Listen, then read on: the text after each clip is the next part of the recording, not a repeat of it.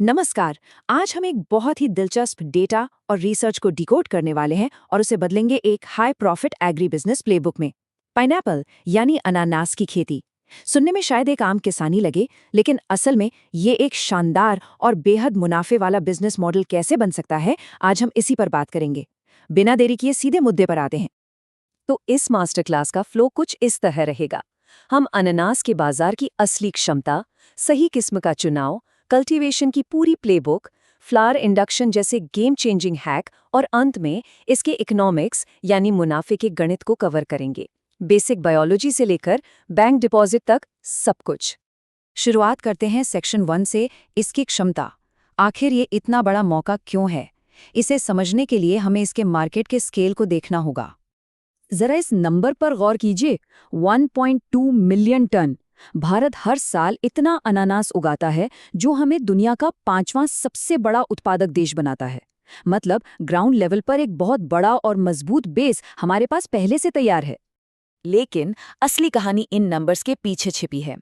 देखिए, वैश्विक स्तर पर उगे हुए कुल अनानास का 97% हिस्सा प्रोसेस कर दिया जाता है, जूस, जैम या डिब्बाबंद फलों के रूप में।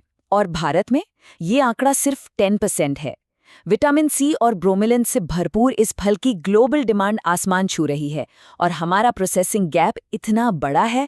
बस यहीं पर ग्रोथ और मुनाफे का सबसे बड़ा मौका छिपा है। अब इस मौके को भुनाना कैसे है, इसके लिए चलते हैं सेक्शन 2 की तरफ, जहां हम अपने कमर्शियल एसेट्स यानी सही किस्म का चुनाव करेंगे। चलिए, दो मुख्य किस्मों की तुलना करते हैं।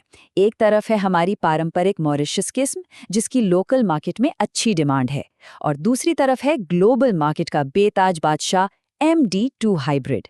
MD2 की मिठास, जिसे ब्रिक्स वैल्यू कहते हैं, काफ़ी ज़्यादा होती है, और यूरोपियन मार्केट में तो इसका 70 से 75% तक कब्जा है। इसीलिए MD2 को एक सुपर हाइब्रिड माना जाता है। मज़े की बात यह है कि इस पर कोई पेटेंट नहीं है। इसकी शेल्फ लाइफ इतनी शानदार है कि कोल्ड स्टोरेज में हफ्तों तक बिल्कुल सुरक्षित रहता है। अगर एक्सपोर्ट मार्केट से प्रीमियम प्राइस वसूलना है तो ये वैरायटी किसी भी कमर्शियल फार्म के लिए एक परफेक्ट एसेट है। एसेट तो हमने चुन लिया, अब देखते हैं सेक्शन 3, कल्टीवेशन प्लेबुक। खेत में इसे उगाने के लिए ऑपरेशंस कैसे सेट करने हैं। अनानास को एक खास तरह का ट्रॉपिकल मौसम चाहिए। 22 से 32 डिग्री सेल्सियस का तापमान इसके लिए एकदम परफेक्ट है। लेकिन सबसे क्रिटिकल फैक्टर जिस पर पूरा फोकस होना चाहिए वो है ड्रेनेज यानी जल निकासी। इन पौधों को बलुई दोमट मिट्टी पसंद है, लेकिन पानी का जमाव इनके लिए जहर है। हल्का सा भी वाटरलॉगिंग हुआ और जड़ों में सड़न शुरू हो जाएगी। अब देखिए, कमर्शियल फार्मिंग में टाइम ही पैसा है। अनानास को बीजों से नहीं बल्कि पौधे के अलग अलग हिस्सों से उगाया जाता है, और इसलिए समझदार किसान हमेशा सकर यानी जमीन के पास वाले शूट्स का इस्तेमाल करते हैं। क्यों?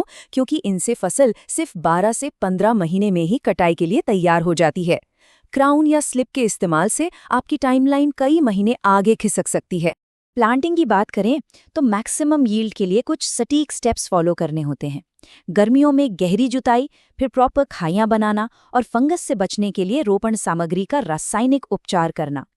इसके बाद आती है हाई डेंसिटी प्लांटिंग, यानी 1 एकड़ में 21 से 25 हजार पौधे लगाना। इससे सिर्फ पैदावार ही नहीं बढ़ती, बल्कि पूरे खेत में खरपतवार की समस्या भी काफी हद तक कंट्रोल हो जाती है। यहाँ तक तो बेसिक खेती की बात हुई, लेकिन अब हम सेक्शन 4 में बात करेंगे उस ऑपरेशनल हैक की जिसने इस इंडस्ट्री को पूरी तरह बदल कर रख दिया। जरा सोचिए, अगर आप अपनी फसल को अपने हिसाब से कमांड दे सकें कि उसे कब फल देना है।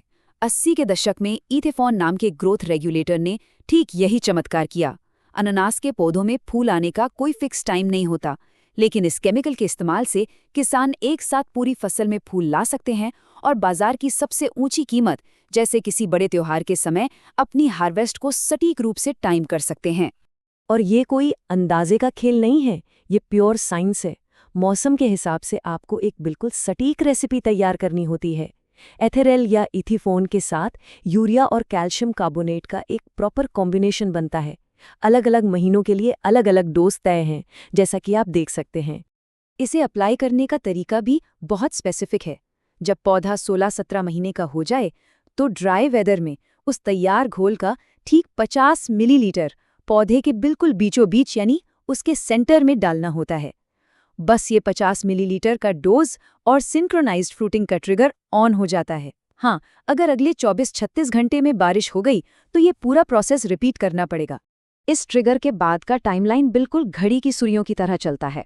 30वें दिन फूल आना शुरू, 70वें दिन तक पूरे खेत में एक समान फूल और ठीक 130 से 135 दिन के अंदर आपकी फसल कटाई के लिए पूरी तरह तैयार। किसान इस टाइमलाइन को बैक कैलकुलेट करके अपने प्रॉफिट को मार्केट में एकदम सही समय पर निकाल सकते हैं। और अब आते हैं अपने आखिरी और सबसे अहम हिस्से पर, सेक्शन 5, इकोनॉमिक्स और प्रॉफिटेबिलिटी। इन सब का फाइनल गणित क्या कहता है? एक मजबूत बिजनेस प्लान बनाने के लिए ज़मीनी हकीकत देखना ज़रूरी है। ये डेटा शीट 3 साल के साइकिल में लीज, लेबर और इनपुट्स जैसे रियल वर्ल्ड खर्चों का पूरा हिसाब देती है। किसी भी एग्री बिजनेस को प्रॉफिटेबल बनाने के लिए इन ग्राउंड लेवल खर्चों का ऐसा ही सटीक कैलकुलेशन होना सबसे ज़रूरी है। अब पैदावार के नंबर्स पर आते हैं। अगर पारंपरिक तरीके से खेती की जाए तो 1 एकड़ से 12 से 25 टन उपज मिलती है। लेकिन अगर आप हाई डेंसिटी प्लांटिंग और फ्लावर इंडक्शन जैसी साइंटिफिक टेक्निक्स लगाते हैं तो ये उपज सीधे 30 से 40 टन तक जमकर जाती है। 25 से 60 रुपए प्रति किलो के मार्केट प्राइस और 3 से 5 लाख के टोटल खर्च को अगर हम मिला लें तो आपकी ग्रॉस इनकम वाकई हैरान करने वाली हो जाती है।